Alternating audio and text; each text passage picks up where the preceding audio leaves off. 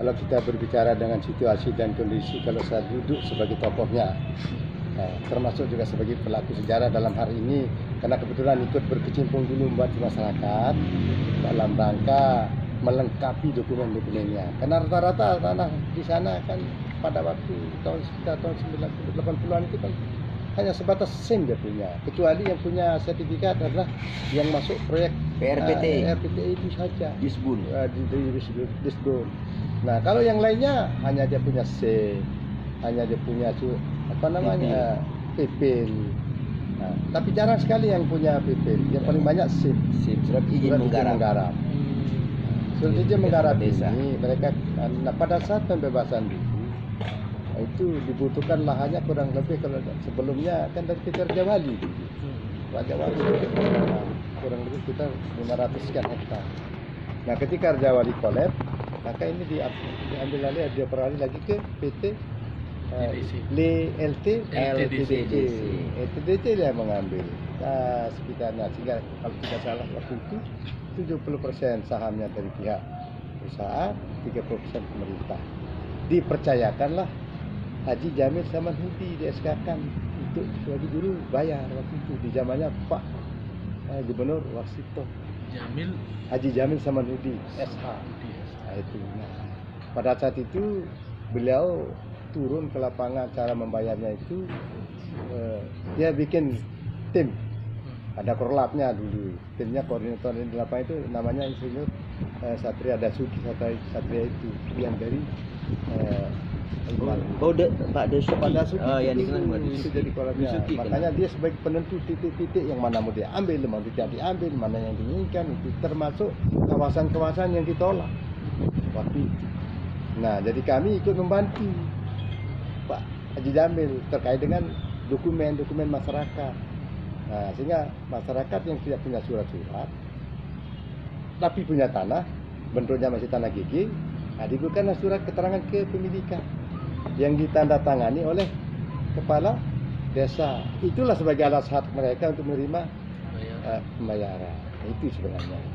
Nah, tapi dari sekian banyak yang dibutuhkan, yang sekian banyak yang dibebaskan pada waktu itu, masih banyak yang belum terselesaikan. Antara lain yang ada di kawasan tempat saya sekarang. Nah, jadi yang memulai dari kawasan Ketapang, Kutu, terus ke timur Telaga, terus sampai ke ujung. Nah, di ujung pada waktu itu kan ada kampung yang kemarin yang masih mereka tidak menginginkan dibebaskan karena masalah nilai harganya waktu itu. Nah, tapi yang dibebaskan sementara pada yang dibebaskan yang berada di kawasan ada daerah tulisan yang kembali ke sekarang di Ketapang, kemudian Telaga itu habis dibayar. Walaupun ada beberapa yang belum mereka jual karena memang dia bertahan di situ. Mereka bertahan. Contohnya di warung-warung atau hotel itu kan tidak mau dia jual. Nah, yang belum yang sudah dibebaskan itu memang sudah dibuatkan APL langsung oleh pihak pengembang. Tapi sebagai pelaku sejarah, jadi dulu itu memang dulu memang sampai saat ini ada lahan yang memang belum dibayar sepengetahuan saya. Nah, ini kebetulan kita punya bagian masing-masing. Plot-plotnya dulu. Kami di barat. Kalau di barat, insya Allah, kalaupun ada mungkin hanya 1-2 barangkali kalau yang di barat. Tapi kalau di plot yang di tempat sirkuit yang sekarang itu langsung Pak Dasuki dengan juru bayar pada saat itu. Jadi koordinator lapangan. Koordinator lapangan. Juru bayar si Haji Jamil. Hasil survei lapangan Dasuki itu yang diajukan ke Pak Jamil. Layak enggak untuk dibayar? Itu hanya dibayar. Nah, tapi di kawasan seputar itu ada kampung yang kemarin itu, kampung ujung itu. Yang dipindahkan kemarin ya? Yang dipindahkan yang kemarin. Dipindahkan. Nah, itu dipindahkan. Memang itu asli enggak pernah disentuh memang, karena ini untuk kampung. Tidak pernah dibayar. Itu sudah masih hidup sekarang. Siapa? Juru bayar itu. Haji Jamil Samanhudi sudah meninggal. Sudah meninggal. Kalau korlapnya masih hidup sampai sekarang. Korlapnya itu tugasnya apa? Mengecek, misalnya punya lahan, mau dibebaskan, dicek batas-batasnya, kelayakan untuk dibayar, termasuk dokumennya. Teknis pembayarannya kayak apa? Lewat rekening atau apa? Langsung tunai. Bayar tunai. Langsung tunai.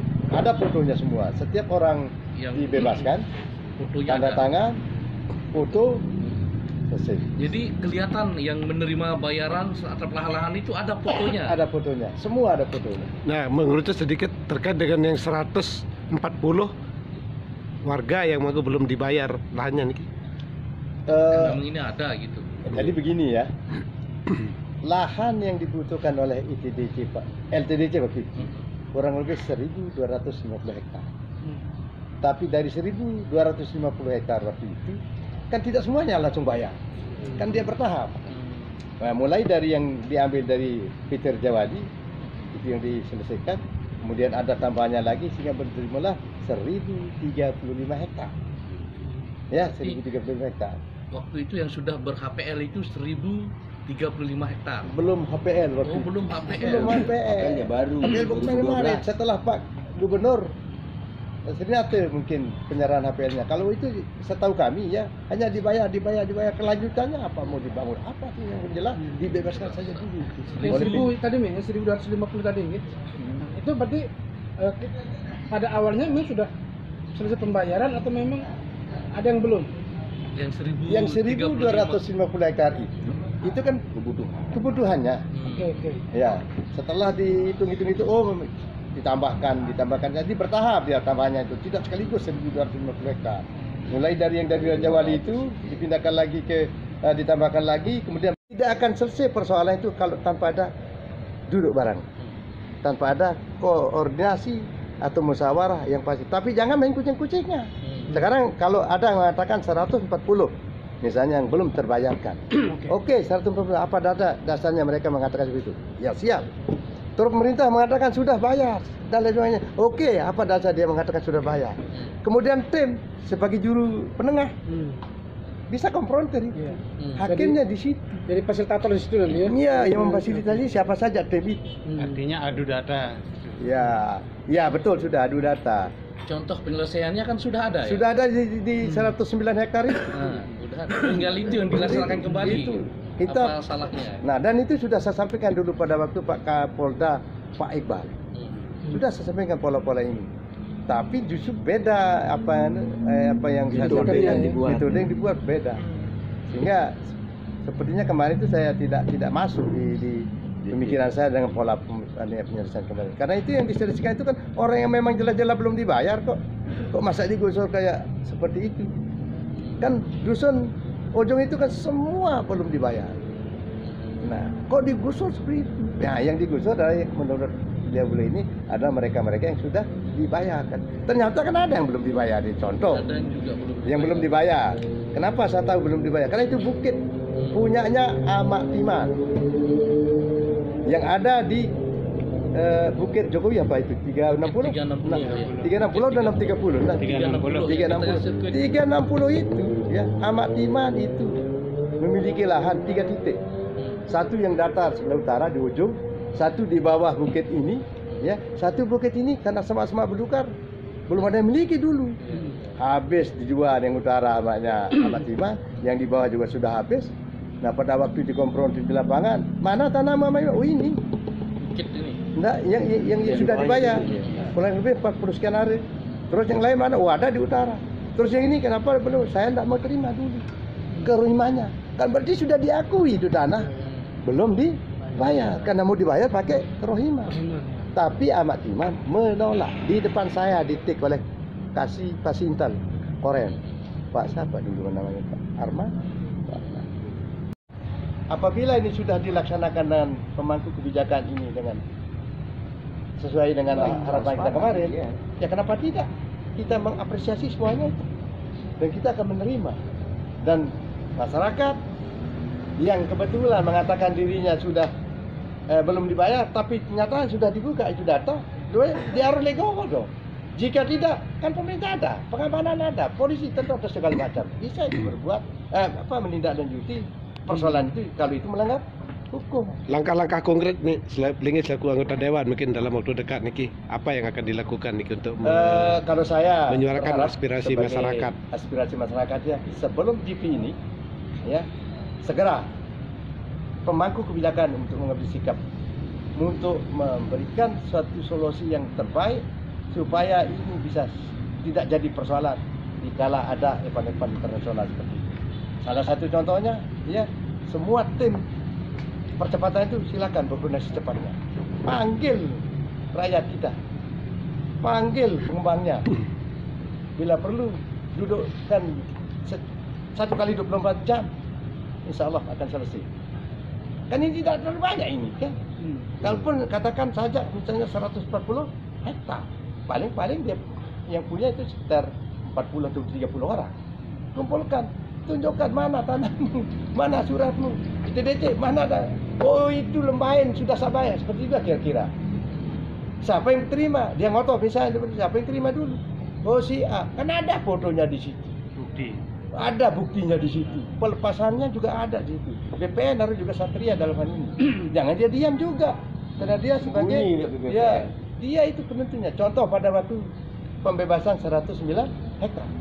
Kan langsung BPN yang turun. Ngecek satu persatu waktu itu. Nah, setelah tahu oh ini titik ini. Telah dikonfrontir, ya, panggil juru bayar atau koordinator Korlap itu. Mana betul ini? Oh ini sudah bayar, langsung bikin pernyataan. Oh ini belum sesuai, bikin pernyataan.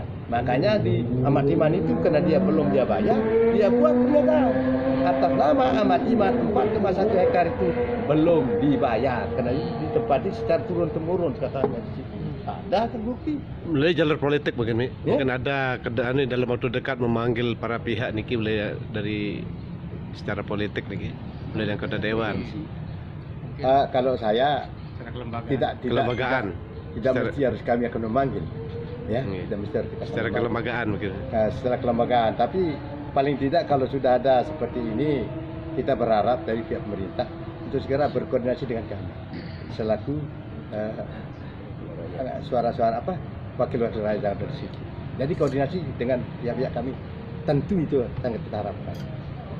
Tidak mungkin kita akan panggil kalau pihak yang dipanggil tidak mau datang. Contoh kecil kemarin kita dari pihak teman-teman yang audiensi diundang A, diundang B, BPN sama siapa yang diundang? ITDC tidak datang. Tidak ada yang datang. Waktu di kantor gubernur kemarin. Tapi dalam hal ini mudah-mudahan pejabat gubernur kita respon, tanggap terhadap situasi dan kondisi ini. Karena beliau juga pernah menjabat jadi komisaris di ITD juga. Tahu persis dia perjalanannya. Apa kejadiannya, bagaimana terjadinya bisa ada apel, bagaimana pasti beliau tahu. Kita tidak akan menggurui dalam ini, tapi kami berbicara dalam ini terkait dengan masyarakat yang masih mengklaim, supaya tidak main klaim-klaim, lebih baik mari tunjukkan bukti. Nah itu saja intinya. Mengerucut ke situ, ya, tidak akan sampai sebulan sebenarnya kalau mau, karena ini mereka punya data masing-masing kan, ITDC punya data. Kalau ini dicocokkan, itu tidak benar itu.